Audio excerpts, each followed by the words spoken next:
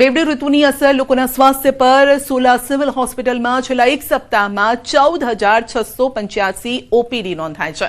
ડેન્ગ્યુના 105 sample પૈકી 4 case positive, મેલેરિયાના 452 sample પૈકી 2 positive છે। તો બાળકની 100 થી 150 ઓપીડી નોંધાય છે અને સોલા સિવિલ હોસ્પિટલમાં 44 બાળકો દાખલ છે। શરદી, ઉધરસ, તાવ, વાયરલના કેસ પણ સતત વધી રહ્યા છે।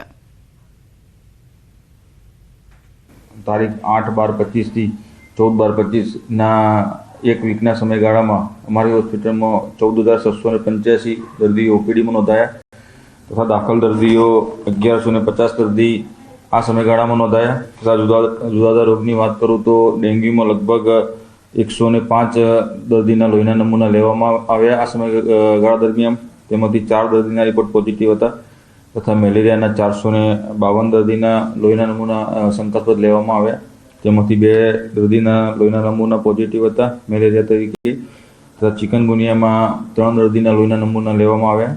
એ જ રીતે ડાયરિયામાં 18 કેસ તથા વાયરલ હેપેટાઇટિસમાં 4 કેસ અને ટાઇફોઇડમાં 1 કેસ આ સમયગાળા દરમિયાન અમારી હોસ્પિટલમાં નોંધાયા હતા।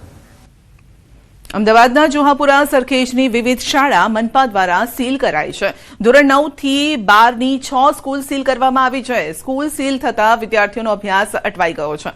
વિદ્યાર્થીઓ ઓનલાઈન અભ્યાસ કરવા મજબૂર છે। 6 શાળા પૈકી 2 શાળાઓને ટેટની પરીક્ષાના સેન્ટર ફાળવાયા છે।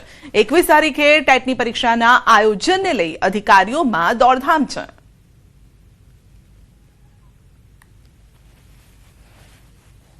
ટેટ પરીક્ષા જે યોજાવાની છે 21 તારીખે, એમાં 2 સ્કૂલો છે એ સેન્ટરમાં છે, એના રાખેલા છે, તો એમાં કોઈ ઇસ્યુ ના થાય એના માટે આજે જ અમે સોર્ટ આઉટ કરીએ છીએ અને જે નિયમાનુસારની કાર્યવાહી કરવાની હોય છે એ કમિશનર સાહેબ સાથે મળીને કોર્પોરેશન સાથે કરી રહ્યા છીએ।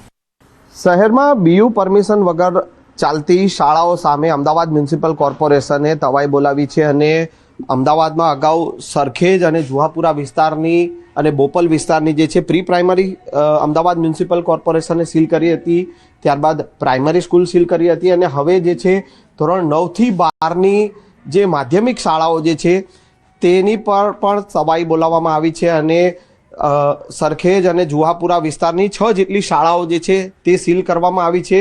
હાલ આપ જ્યાં જોઈ શકો છો કે સરખેજ વિસ્તારની આ જાગૃતિ વિદ્યાલય છે કે જેને અગાઉ પણ નોટિસ આપવામાં આવી હતી બીયુ પરમિશનને લઈને અને એ જે બીયુ પરમિશન નહીં લેતા આખરે કોર્પોરેશન દ્વારા આ સ્કૂલ પણ સીલ કરવામાં આવી છે અને આવી અલગ અલગ 6 જેટલી શાળાઓ જે છે તે સીલ કરવામાં આવી છે, જેના લઈને સ્કૂલ સંચાલકોએ વિદ્યાર્થીઓનો અભ્યાસ ન બગડે તેને લઈને ઓનલાઈન અભ્યાસ જે વિદ્યાર્થીઓનો કર્યો છે।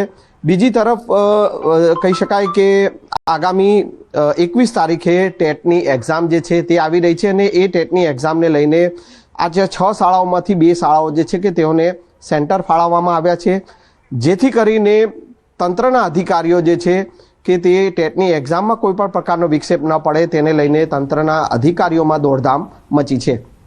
કેમેરામેન શૈણિક મહેતા સાથે સંજય ટાંક, ન્યૂઝ 18 ગુજરાતી, અમદાવાદ।